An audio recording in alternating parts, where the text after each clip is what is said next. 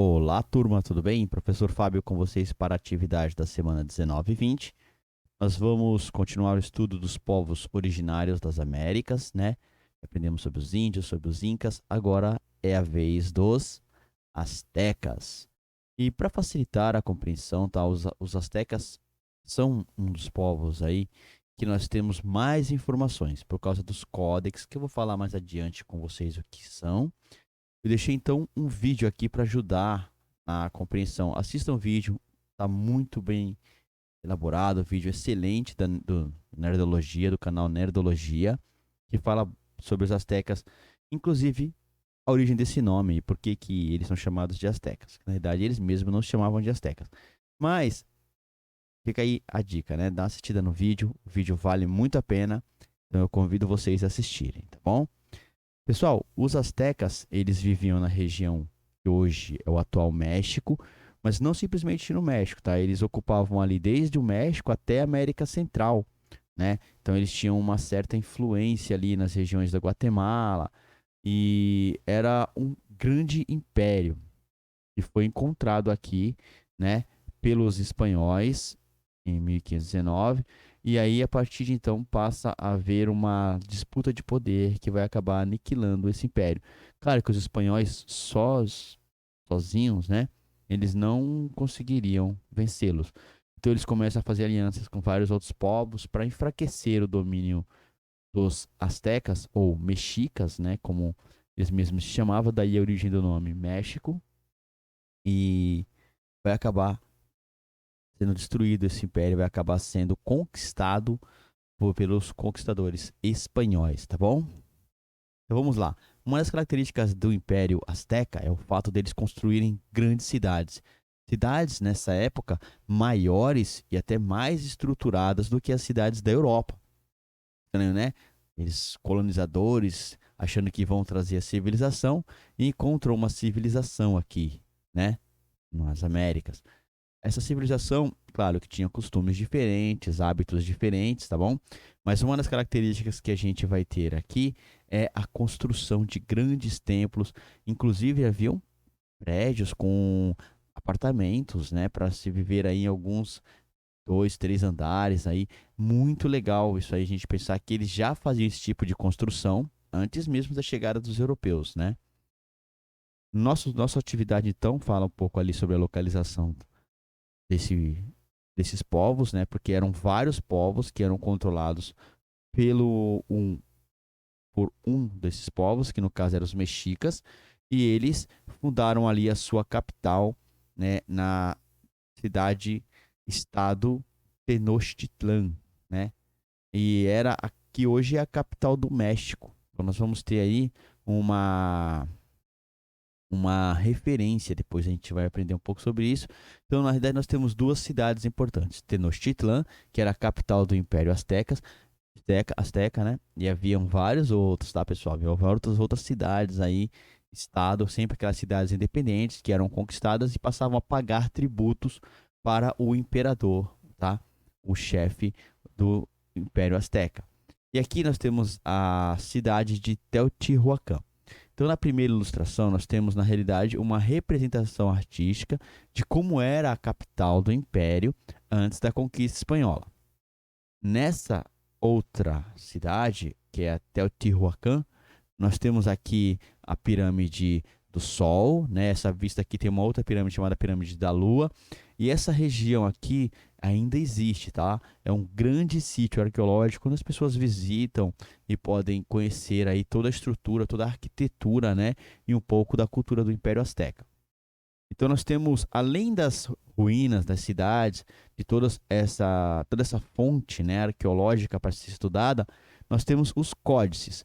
Os códices são os livros que foram escritos pelos astecas, tá bom?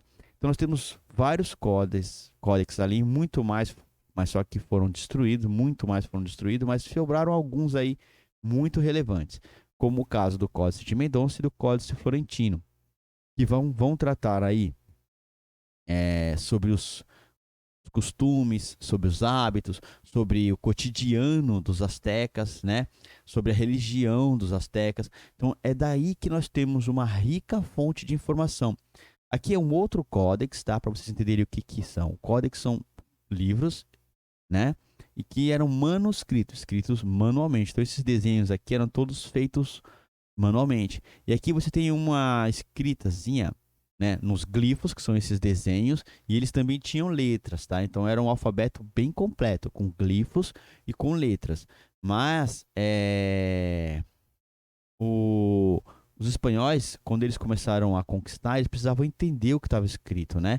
Então a gente tem esses registros aqui, ó, esses cantinhos aqui, que está geralmente em espanhol, dizendo o que cada glifo significava, tá bom?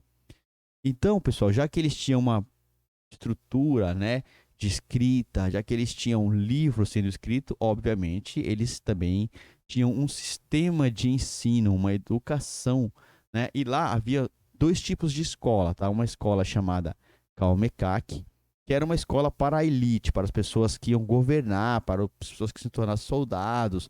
Lá era uma escola muito rígida, onde haviam várias regras e se você errasse uma coisa, você já era punido fisicamente, porque era uma rigidez exigida para que se tornassem futuros líderes, né, do povo asteca. Então nós temos lá no Códice Florentino algumas imagens sobre como era esse cotidiano escolar, né, os alunos indo para a escola lá, eles podiam ir, hoje a gente infelizmente, né, não pode por causa desse momento da pandemia, mas quem sabe em breve retornaremos aí, né, a presença, né, as aulas presenciais. E tinha uma outra escola chamada Telpocicali. Nessa escola aqui, era uma escola para as populações de classe mais baixa, então não era uma escola tão rígida, porque o objetivo principal aqui era formar as pessoas para que tivessem uma compreensão da cultura asteca, da religião asteca, mas eram para os cargos mais baixos da sociedade, né? Pessoas que iam servir a elite nas diversas funções sociais que a sociedade asteca exigia. Então, por isso, essa escola era menos rígida. Então, quer dizer que a escola, que era para a elite, era uma escola mais rígida, exigia mais, para que eles se tornassem líderes. E os outros que estudavam na escola, que era para a população, uma escola, como podemos dizer hoje, pública, né? Havia uma diferença aí, né? Na estrutura de ensino, na rigidez, na forma como era tratado, porque formava-se aí trabalhadores diferentes, né? Então, uma coisa bem a gente se pensar, será que isso ainda existe nos nossos dias? Então, pessoal, vamos lá. Na nossa atividade vai ter aí uma comparação, uma afirmação sobre o que era as Calmecac, que é aquela primeira escola para elite. Aí vocês verificam lá direitinho e apontem se é fake ou se é fato, né? Na segunda questão aqui, nós temos uma pergunta sobre a escola Telpocicali. Aí vocês também vão analisar as afirmativas e verificar quais são as verdadeiras ou qual é a alternativa certa nesse caso, né? Isso. E por fim, nós temos aqui uma questão de opinião, né? Para você perceber se há uma diferença entre a nossa sociedade. Será que na nossa sociedade há dois tipos de escola? Há escolas para formar elite, escola para formar as pessoas comuns? Será que há essa diferença ainda hoje em dia? Então você coloca aí com as suas palavras, com a sua opinião a respeito desse tema. Depois nós chegamos no ponto do saber. Nós vamos ter aqui o mito de fundação da capital asteca, Tenochtitlan, né? Temos o texto aqui que vai narrar isso, e nós temos mais uma página aqui dos livros astecas, dos códex. Então a gente tem aqui esse códice que mostra uma águia sobre um cacto, né? São dois deuses aqui, tá bom? Os nomes deles são bem complicados, eu não vou ficar me arriscando a falar, mas vocês têm aqui no nosso textinho, tá bom? Então, observando a fundação, porque, segundo a tradição, segundo a lenda, o mito asteca, né, eles tiveram uma visão que uma águia levaria até o lugar de fundação. E essa águia, ela carregava alguns mitos, umas versões vão apontar que era uma serpente, outras que era um pássaro. Então, aqui nós temos um pássaro, né? Levar até onde ela pousasse, ali seria o local onde seria construída a cidade de Tenochtitlan, a capital do Império Azteca. E Vai que essa águia, no fim da história, pousou sobre uma pedra no meio de um lago. E eles foram obrigados a construir no meio no meio de um lago, uma grande cidade, né? Um desafio aí para a engenharia, mas foi feito, tá? E essa mesma cidade no meio do lago, hoje é a capital do México, ok? Beleza? Então, sobre a religião, é aquela mesma coisa que a gente já aprendeu sobre os povos antigos, né? Aquele mesmo tipo de pensamento. Não entendo os elementos da natureza, eu começo a criar ali: o sol é um deus, a lua é um deus, a água é um deus, e a gente começa a fazer a nossa mitologia, como os povos antigos faziam, né? Os povos antigos não entendiam, eles precisavam explicar o mundo em volta deles, e para isso eles criavam diversos deuses para explicar os fenômenos da natureza.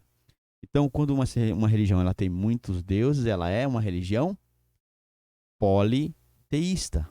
Muito bem, politeísta, que tem muitos deuses, não é verdade? Então, galera, nós temos um texto aqui falando sobre isso e mais uma página do Códex aqui, um códice asteca.